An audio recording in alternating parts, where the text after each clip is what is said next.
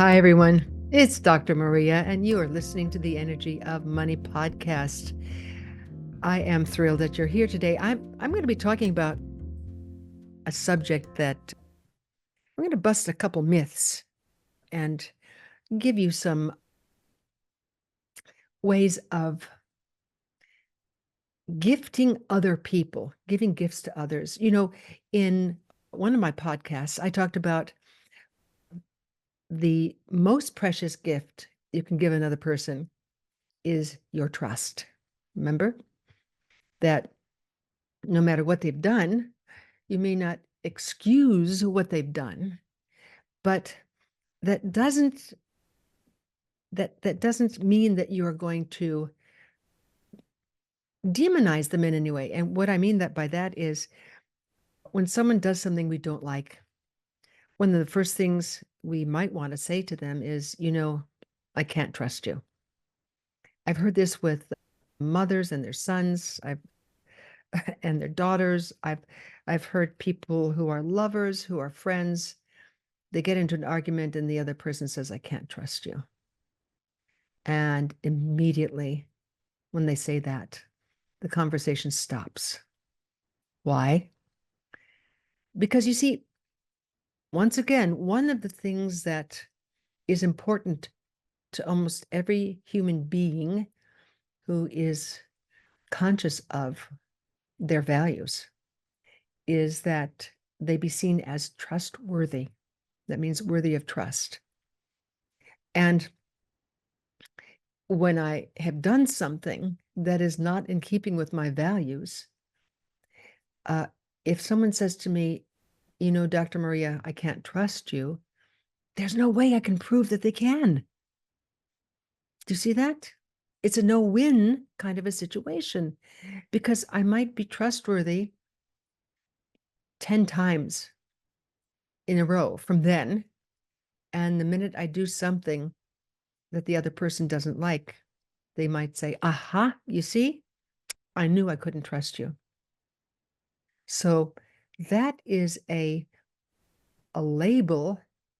Not being trustworthy is a label that people carry within them. It hurts their heart. So you can disagree with a person, you can be angry with them, and still be willing to see, once again, that they have goals and dreams. They have desire to make a difference, just like you. They want to know that their existence means something. Now, I know I'm sounding a little existential when I'm saying this, but look a little deeply for yourself. Don't you want to know that people saw that the world was just a little better because you were in it? That means your family was just a little better, or your community, and so to say that a person is not trustworthy erases that possibility for you to know, that you can trust them, and for them to know that they've made a difference in your life. Because the minute someone says, I'm not trustworthy, it erases my ability to make a difference in their life. And you see, we all want to make a difference in other people's lives, don't we? We want to give them gifts. So the first and greatest gift you can give another person is your trust. The second greatest gift you can give another person is allowing them to support you. Allowing them to support you. Now, there's a myth that goes around about how people get successful in life. And I've heard it over and over again. The myth goes like this: people who are successful have brought themselves up by their own, what is it called? Lifted themselves up by their own bootstraps, whatever that saying was, but they've done it. They've done it alone. They've proven to the world that they can do it, and that they are, they're very able and capable of being successful. They don't need anyone necessarily. But you know what? That's a myth. People who are successful folks, People who are successful allow support in. They allow other people to support them. And, for those of you who have heard me talk about the 6 forms of energy that we can use in our life to bring our goals and dreams into physical reality, first is the energy of money. You've heard me talk about that time and time again. Energy of money, there's the energy of time. There's the energy of physical vitality. There's the energy of creativity. There's the energy of enjoyment. And there's the energy of support. And what does that mean? Support is all about relationship. It's all about relationship.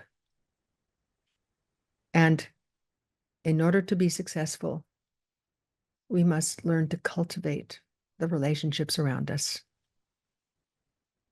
One way to cultivate relationship, and this is not necessarily to become successful in business or, but to be someone who gives freely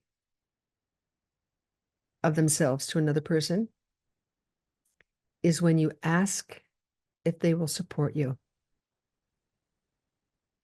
I have to tell you that over the years, every time someone will say to me, Dr. Maria, I need your support on something,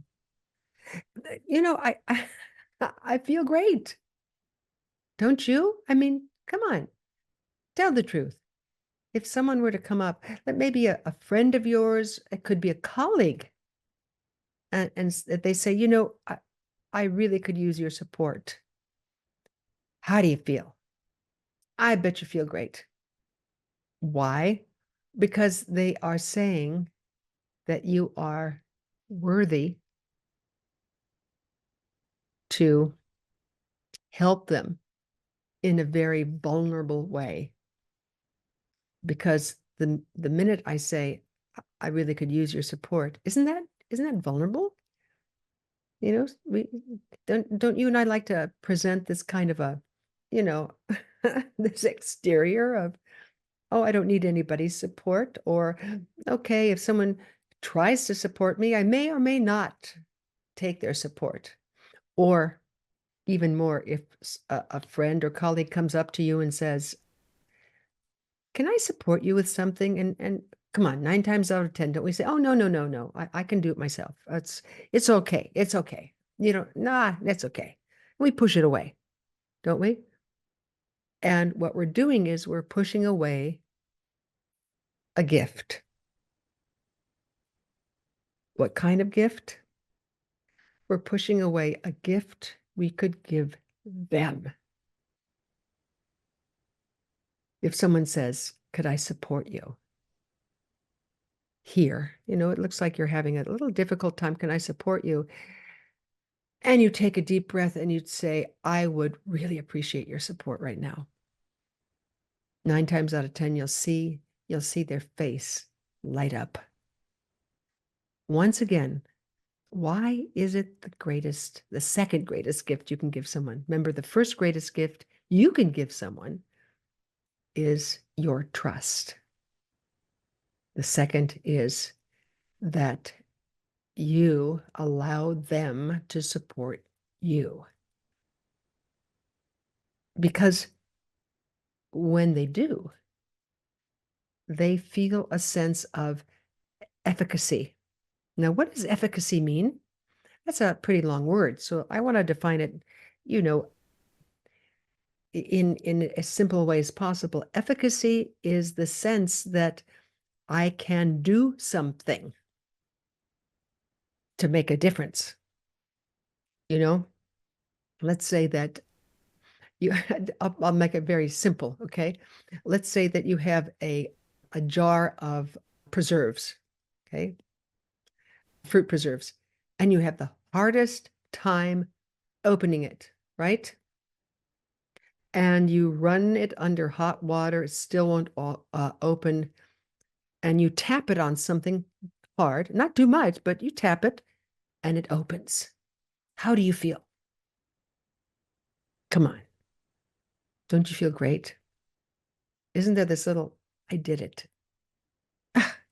You know, on a computer, let's say that you're having a hard time downloading your email and you press a button and you kind of do what it requires. And finally, when you do that, your email shows up.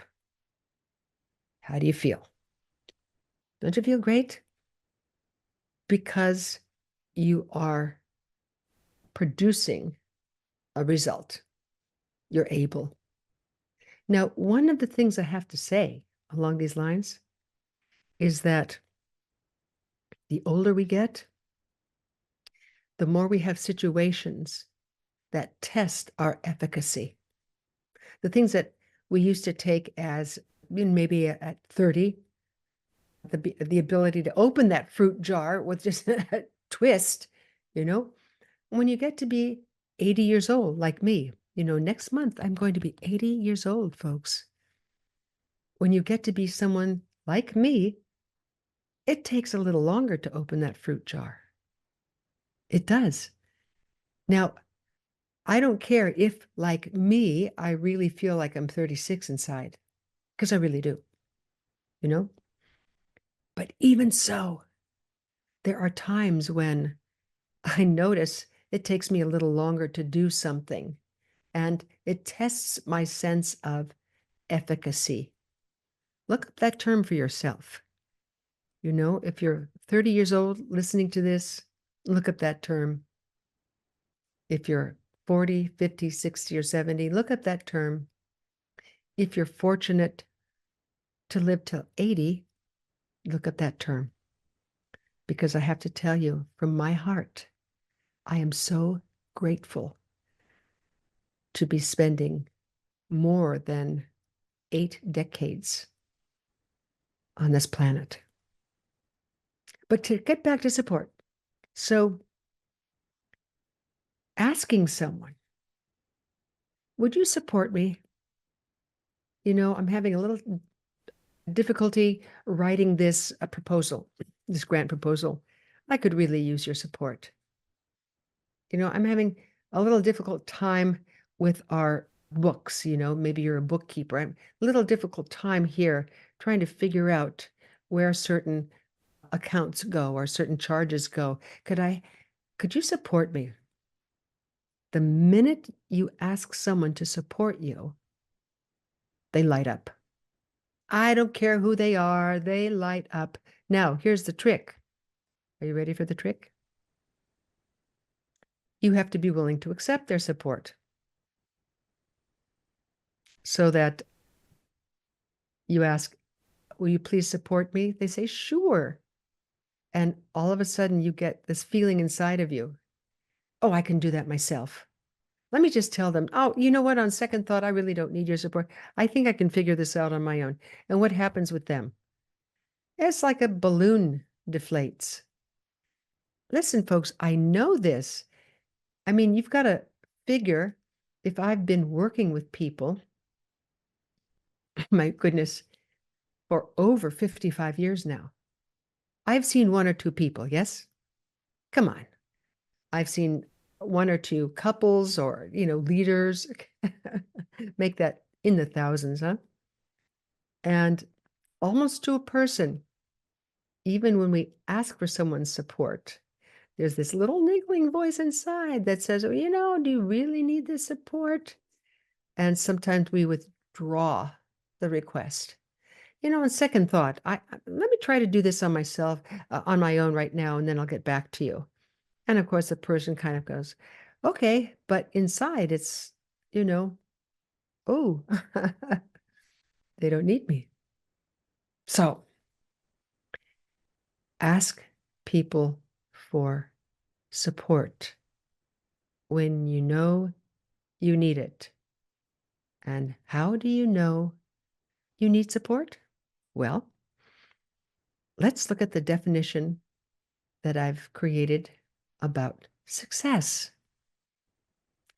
Success is doing what you said you would do consistently with clarity, focus, ease, and grace. Where clarity, remember, has to do with being clear about what's important to you. Do you have a specific goal in mind? It could be writing a book, it could be planting a garden, it could be opening up a business. Focus is all about learning to focus your brain toward what's important to you, especially when it comes to that particular goal or dream. Now, here's the next part, ease. Ease is all about taking small, sweet steps, not struggling.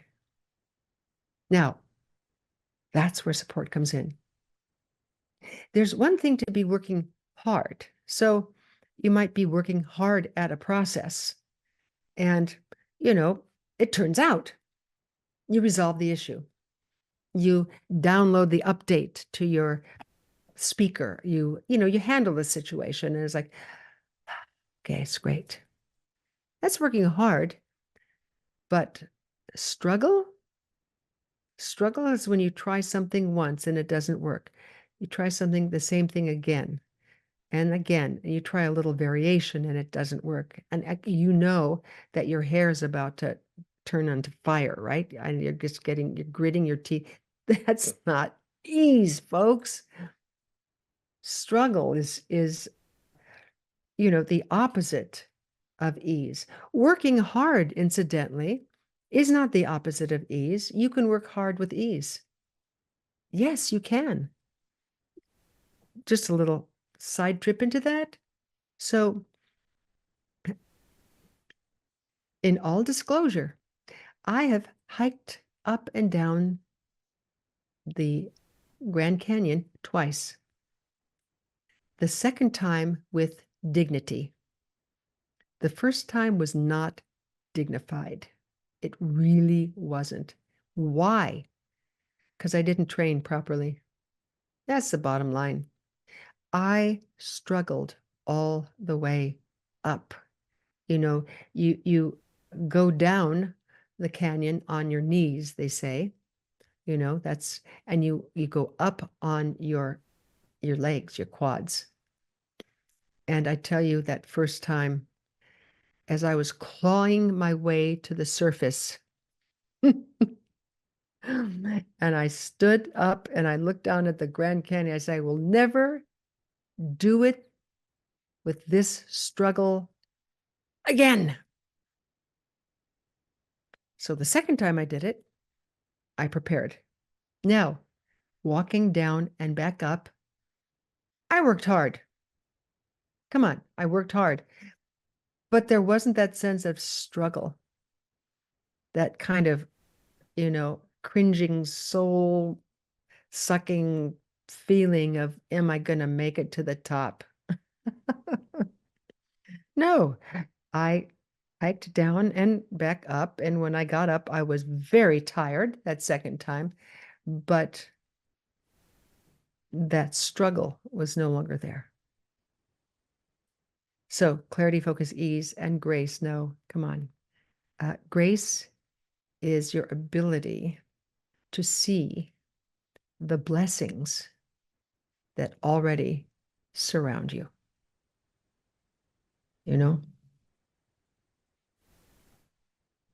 Alongside this, Willa Cather has this wonderful, wonderful quote. It's from the Death Comes for the Archbishop. She said, miracles rest not so much upon healing power coming suddenly near us from afar, but upon our perceptions being made finer, so that for the moment our eyes can see and our ears can hear what has been there around us always. And how can you see what has been there around you always? The best practice is the practice of being grateful. Learning to be grateful for what is in front of you. So, getting back to the second greatest gift you can give someone? Hmm? By asking for their support and accepting it, you are energizing energizing the energy of relationship. You know, money, time, physical vitality, creativity, enjoyment, and relationship/support. It's the same thing. Relationship.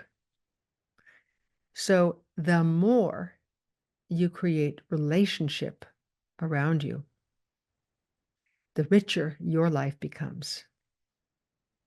And one way, my friends, to create relationship is to give the gift of asking someone to support you in some area that you've been working too hard or even struggling in, and accepting that support. Why don't you try it? Why don't you try it this week? If you see that there's something that you're doing and it's too hard, it's too difficult, why don't you ask for someone's support? Say it. It would mean a lot to me if you supported me through this thing. And watch the smile. Even if you're talking to them on the phone, you'll hear the smile in their voice. So this is Dr. Maria saying, I hope this has been useful for you today, and see you next week, okay? Bye for now.